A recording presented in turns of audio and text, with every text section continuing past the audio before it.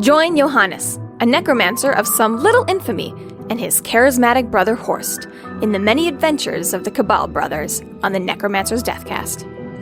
From circuses to dreamlands in turn-of-the-century, never England, author Jonathan L. Howard brings his dry wit and exceptionally clever writing to this series of the most intense and tumultuous proportions. Rise up, all ye undead, and rejoice in the wonder that is the Necromancer's Deathcast.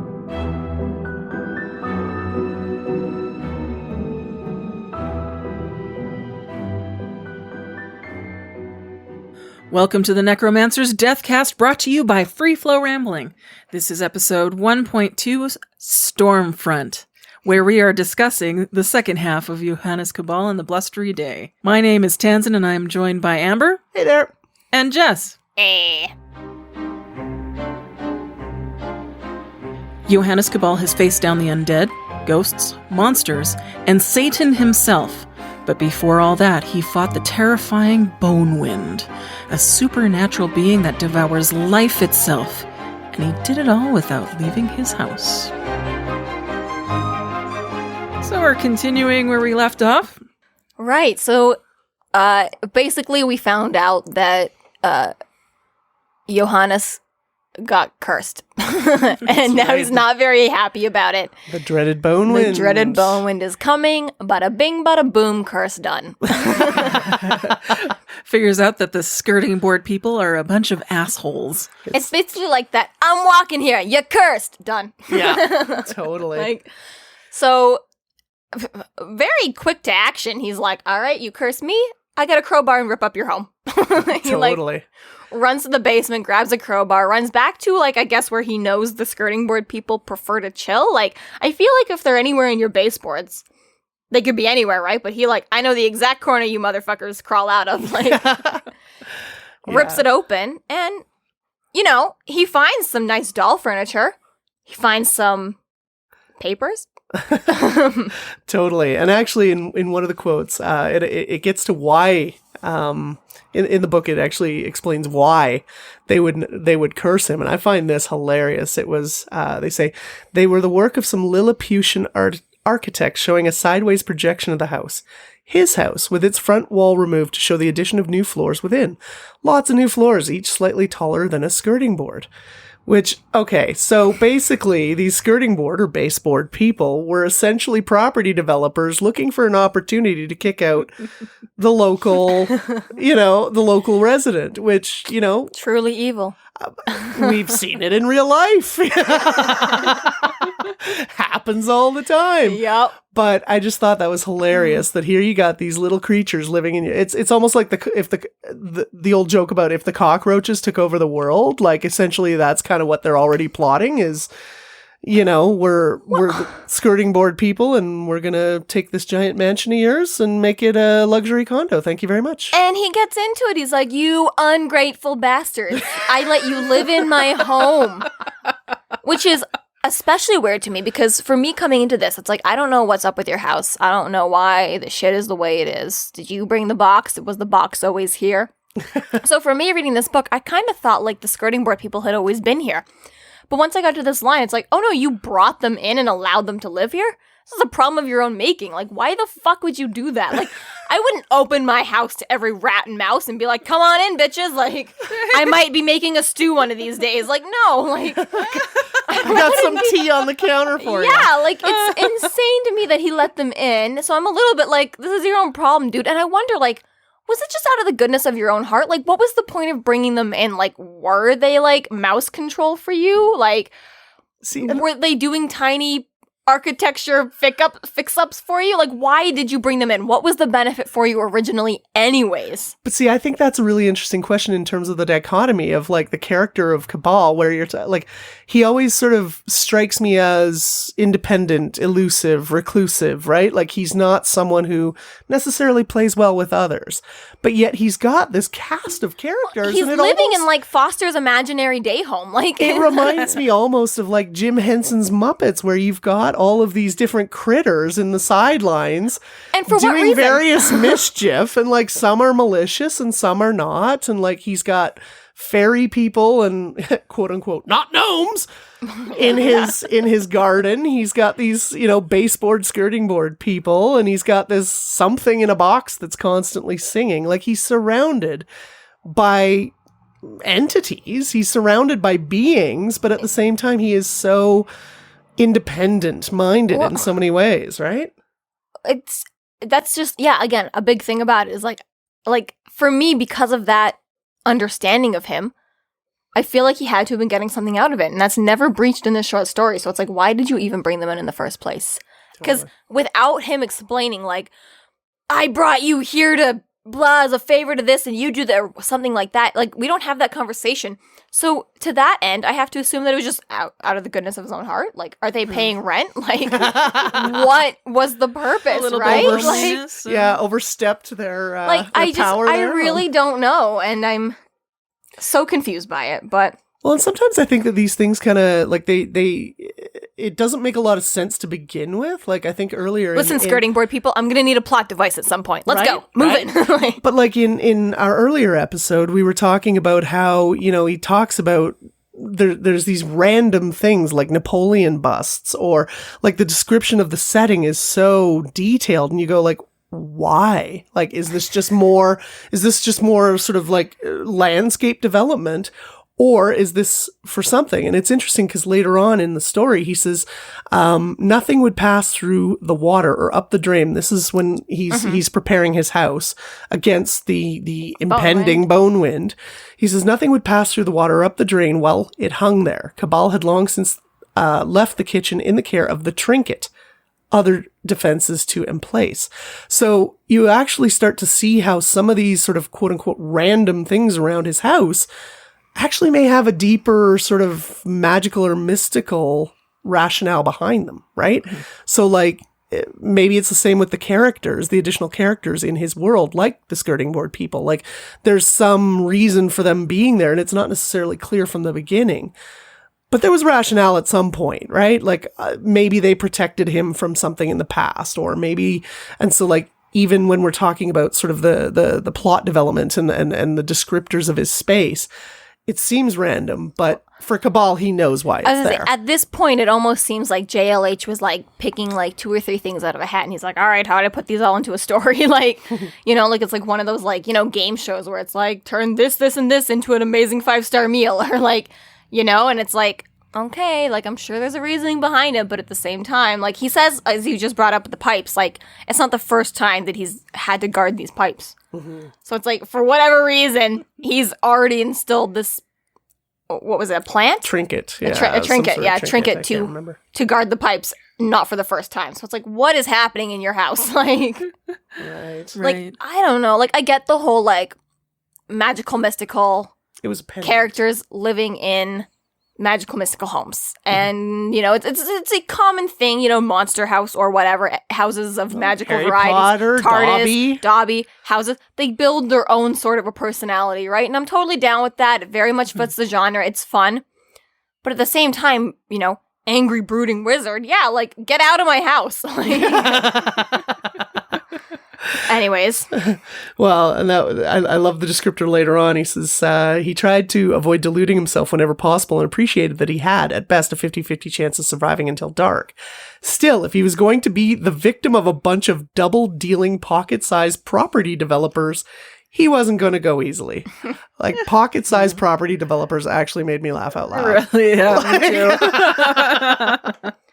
There's just so many funny moments in this book. It's good. It's really good for one-liners. Oh, 100%. So anyway, so as we learned through his research, the Bonewind will be dispelled by sunrise or nightfall, which is a very common magical trope already. The sunlight fucks all the shit up. I like that that's consistent in this world as well. So from this, we've decided that he's... it shows up at midday. And then at nightfall. Yes. One or the other. It cannot survive through both.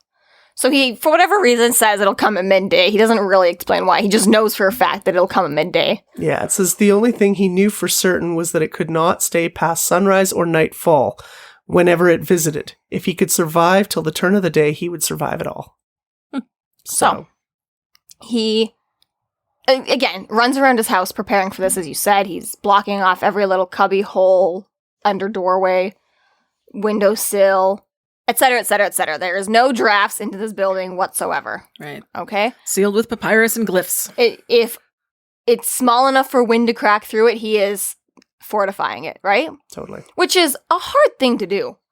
Like, I wouldn't be able to check my house that thoroughly. Like, I don't know what corners are breach containment. I don't know. Like, yeah. I'm trying to think, like, at some point, somewhere, somehow, there has to be damage at some point that you can't see from your side of the walls, right? Like, but anyways, he runs around, does this shit, prepares his house. The house had to stand firm if he were to stand a chance. I found was really funny is not only does he fortify the house, but he sabotages it just in case that he dies. That the skirting board people do not actually get also go down with him because he sabotaged the boiler to blow up. Yeah. Oh, I missed that. Jeez, I didn't even see that. Yeah. Okay, that's cool. Absolutely. Well, if I can't have it, nobody can. I like that. Yeah. That works. So we see the Bonewind slowly come in as the clock strikes the last stroke of 12. Melodramatic and tardy, he called out. What a dismal combination. Again, making me laugh out loud. Boom, crash, bang, Bonewind comes with a vengeance and can't get in. He's not happy. Not happy at all. And wherever it tried to get in, he had to be there to face it. So that also speaks to what you were saying with the ever vigilant, yes, and know your space. Well, yeah, so Bonewind is running window to window, door ledge to door ledge, looking for any failure in the property, right? And Cabal is keeping track with it, going around the house with the Bonewind, like neener, neener, neener. I love that he mocks the Bonewind any chance he gets. He taunts it. And the fake out, that's I think my favorite part. Right. Och, du lieber Gott, he cried in a terrible voice. The coal hole. Are you looking for the coal hole that doesn't exist? And it says after 15 minutes. That's a long time for an omnipresent wind spirit to circle a house. That's a lot of work. That's a lot of work. And a long time too. This all-encompassing wind, I feel, should be able to wrap around a house 100 times in a minute. To have wasted the time by 15 minutes, and he just sits himself down in the attic and stares up at the skylight and waits for this Bonewind to... Lights a cigar and chills out. Yeah, all right. So... Bring it. Yeah, he started puffing smoke rings at it. So again, back to that taunting that you were talking about. Go ahead, do your worst. And that confidence, that, I think for me, that's kind of what keeps pulling me back to the Cabal series. It's just, it's this 26-year-old bitch. But it's this irreverent confidence, Yeah.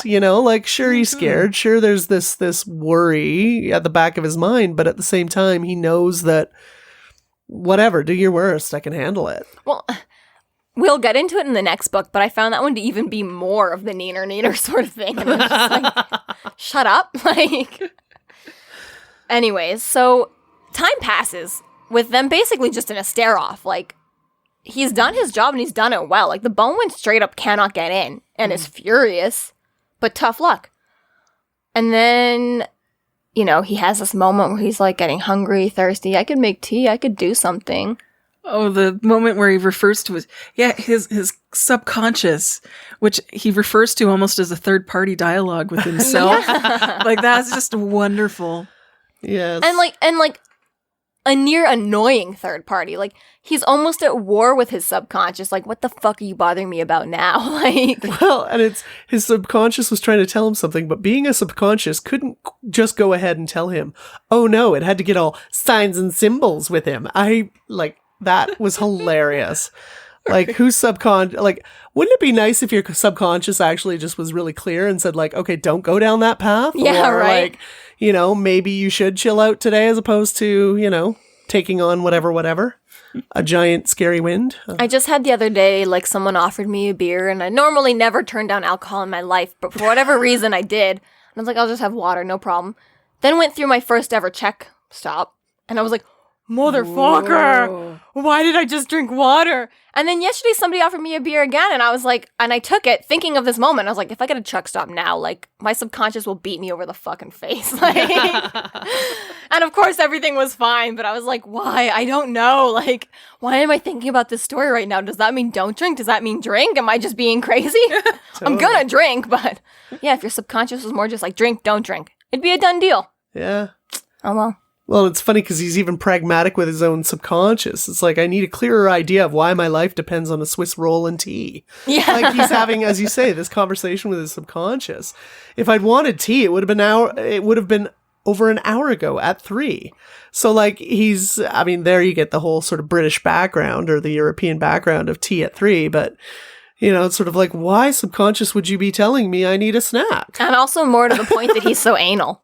I don't think most British people are like, oh, I missed it at 3, can't have tea until tomorrow. Totally. And then we get the return of the Napoleon bust. Yeah. In terms of the defense. Oh, the return of the 417 reference, yes, too. Well, absolutely. yes. So it comes, here's our first circle reference. Comes full circle, yeah. Yes. 17 minutes past. Ach, scheiß. Sorry, we should probably bleep that out. It's okay, Jess swears more than I do. And will continue to. Have we mentioned we're potty mouths? I thought that was well established. I'm sorry. I didn't realize that we were going to be trying to hold back. I'm teasing. Yeah, so anyways, whatever. It finally boils down that his subconscious was trying to tell him that the time does matter, in fact. Mm-hmm. And sure enough, 417 comes again. And so do the skirting board people. Which scurry on the impact of the Napoleon bust tossed in. Yeah, so he makes a their grab general for direction. it, runs Floor at them, left. but the damn little bastards have managed to peel back the tape, From the door. True. and that's all the Bonewind needed. That's Yeah. right. The Into mail the letterbox. slot. Yeah. Yes. The Bonewind is in the house. And he's got backup. He's got backup weapons. Yeah, he's got his satchel with him. He throws a spell into it that allows the Bonewind to be visible. And my favorite, it's just this dramatic moment, and his retort is, "Seen worse." It's such a great punchline to a dramatic lead up. Yeah. All right. It's okay. Not impressed. I am the terrifying Bone. Why does nobody ever like my face? I've been working on this look for so long. Meanwhile, meh. Yeah. So, as you said, he's got more tricks up his sleeve, such being the literal blood in his veins. He's a necromancer, though. He does magic signs, blah, blah, blah. And experiment 473 Yeah. is a go. Well, I like that little moment right before the Bonewind tries to come at him through the door. There is that he gets confused by a rogue animated skeleton instead of Cabal because it was so overly excited to get at him that it overshot. Yes. Overshot and ended up with a skeleton who just sits up in bed and waves. I love that Jonathan L. Howard gives the Bonewind quite a personality already. Like it gets confused at the skeleton. It also gets childish and wrecks all the shrubbery, the herb garden outside. Yes. It just throws tantrums. It listens to what he has to say and gets quite upset. Well, and you got to appreciate that because it's like you take a look at a lot of sort of the villains, right? And in popular culture, villains tend to be two-dimensional at most, right? It's sort of like, okay, they're bad. Why are they bad? I don't know, because... Can wind be two-dimensional? I don't know. But personality-wise... But it's like there seems to be like only a few settings for the bad guys, Yes. right? It's like either anger or reticence, you know? And so it's like, I find that even the bad guys, quote unquote, in Jonathan L. Howard's books, they have personality. Like they got humor, they got character. It's not just, I am bad, I will kill you, in worse Skeletor voice. I think it's fair to say, too, though, that a lot of villains are able to like go home to their wife and kids and have a conversation with them. You know, they can save their one-liners for the movies, right? But like the Bonewind, who does he have to talk to in his off time, right? Oh. Like I imagine a lot of his victims are not aware that he can have a conversation. So I'm sure this is also very nice and cathartic for him too. Like, I'm being going a to villain kill can you, be but such a lonely life. it's so sad. They don't tell you that in villain school. Well, and I often wonder, because, like, especially as I get older, I realize that not everyone, see this, listen to my words of wisdom, youngsters. I find that, like, there's no such thing as bad guys, right? Like, there are people who have very, very different opinions from you. And there are people who have very, very different approaches than you. And it doesn't necessarily make them bad or evil. It's just, they're not you. It's us. As a young versus person, them. I'm rolling my eyes. Are you? Yes. Okay, fantastic. But do you know what I'm saying? It's like there is no such thing as bad guys. So to have them be a little more dimensional than just, okay, they're angry or they've lost. You know, just that's character development. I like it. I like it. Okay, I'll stop being an old geezer now. Shut up. No. Allow me just to stare at you. I haven't even hit 50 yet. Leave me alone. I'm 24. I don't know what 50 is. You'll get there one day. No. That's right. I'll And then die. you'll look back and go, well, that didn't take long. That's right. And then you'll find yourself saying things like, you know, when I was young. Okay, sad people. I'm gonna die at 30. So. Yeah. So Cabal does make it to his laboratory. As he said, he manages to use blood to make a binding spell to shut the door. And then For a small time. yeah. It works Buys him for a brief, moment. yeah. And enough to concoct experiment 473. Again, coming full circle with the very beginning of the story. I love that he has this cyclical There's writing. a parallelism. Definitely. Yeah, like it says experiment 473 was a success. The best sort of success. The sort of success that comes in compact little bundle and flings itself straight at an eldritch weather condition. Like that, as you're saying, it's a complete parallel to the start, which was 472 was a failure. An epic failure. So, yeah. It's beautifully written that way. I love it. Love it. Well, and it's that nice little package wrap up that, you know, even the author himself has said that he strives for in every small story or every short story is that, like, how do you wrap it all up in a nice little package? So it's a nice cycle. Right. I just want to throw in this moment of confidence from him as well, is that when the Bonewind does finally get into the room, he essentially, you know, powders the door. And Cabal has this moment of being like, oh, I hate hanging doors. Like, you'll be dead in a minute. You don't have to hang a door. Like, you're going to be dead and your house is going to explode. But he's like, oh, I hate hanging doors. Like, Somebody's going to pay for that. so overconfident about the work he's going to have to do in later. It's like, you'll be dead. Like, He's not thinking about the fight, but like, having to clean up all the all crap of this after mess. the fight. Yeah. Yeah. Who left all this crap on the floor? Right? The worst part about a house invasion is cleaning up after it, for sure. Sounds like the last party I had, actually. Also equally challenging to get the guests out the door after a few drinks. Funny how Tired, that's get out. so relatable. Yeah. And it says, and the Bonewind retreated slowly out of the laboratory, apparently regarding the vessel Cabal bore before him as a vampire regards a cross, or almost everybody regards a Jehovah's Witness. Ouch. I bellowed inappropriately when I read that statement. Like, so hard. But essentially, once again, we see Cabal sort of bluffing his way, or like this, using his overconfidence, really, or the confidence that he has to sort of, get the hell out of my house. He's a performer. 100%. Yeah. And he does, really, the Bonewind weighs his odds. That first hit was nasty. And he's afraid of a second one, so, you know, Cabal basically breaks the curse. Like, this is not how it's supposed to end. You get consumed and that's that. And he's basically managed to scare the Bonewind into, like, no. Submission. Yeah, like... Well, to top it all off, Not he worth it. just kind of throws a bit of blood onto the letterbox and says, fuck right off, thank you very much. Night falls and Johannes is officially safe again. Yas. No time to rest, though. Or fixes up his boiler. House doesn't need to explode anymore. That's nice. Gets on his bike, rides into town. It's a wonderful conclusion. Like this ending, again, the coming parallelism, coming full circle. The next scene, because after he comes back from town, we don't really find out what happens. But then what we see is Cabal going to bed and waiting.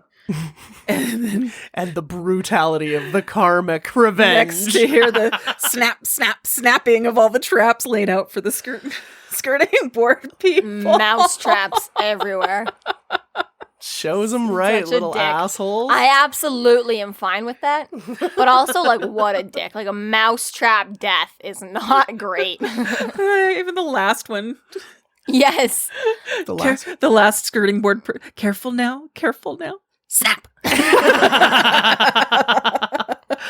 And, okay, once again, referring back to that statement of, I just still love the tiny perfection of a good short story. I think the perfect wrap up is the wooden box singing, "Spread a little happiness quietly to amuse itself." And he goes to bed. Like, how much more epic can you end that off? That is like, I laughed the whole way through. Oh, yeah. I mean, it took us 2 episodes to cover, but it really is just a nice, brief, short story. And as I said in the last episode, that if I had read this in, like, some magazine or, tableside, I think it would have been enough to be like, what's next? Like, who is this author? Like, who's this Johannes Cabal? Johannes? Johannes? I keep calling him Cabal because I'm afraid to pronounce his first name. But yeah. It was, like you said, short, sweet, to the point. I do enjoy it. And it's a great standalone. Like, you don't totally need the other books to be able to read any of the short stories, really. And in an anthology of just random short stories, this would have been a great piece just in and of itself. So technically you could end here, but for the sake of the podcast, you really shouldn't. But like I was saying, like, done. It really does. Like, this sort of plants the seed. Like, for me, I started into the major books before I even knew there were short stories. So Same. being able to sort of go back and read these short stories in more of sort of chronological order, I see where the seeds were planted and how he essentially takes the growth of that character and of the development of the context and the setting into a much bigger sort of environment. This is the origin story, really, in a lot of ways, even though we never really, as far as I know, get like the true origins of, like we never hear the, when I was a baby from Johannes Cabal. But at the same time, this plants enough seeds to be able, as an author, to further develop on those ideas, right? And that character. The next short story that we're going to cover, Exeunt, Demon King. Exeunt. Exeunt? Sure. I don't know. None of us speak Latin, so I think we're exempt from worrying. We're exempt from worrying about Exeunt. Great. Exit Demon King, as it should be. When we get to that one, he says that that's really the short story that had him being passed from publisher to publisher and what turned it into becoming a book. And I can really see in that one just how I can definitely see the connection between that one and the first book. Like, you can really see the seeds in that case. Totally. Yeah. And definitely I find the next book a lot more sort of fleshed out in terms of that stuff. Well, and it's nice because it references back, but it's not in a way that is necessary for you to actually have to have read the first clearly, short story. We all, or at least me and Amber at least, did go through the series without the short stories. And it wasn't lacking, but I find that this, now having read it, is like, oh, these are actually...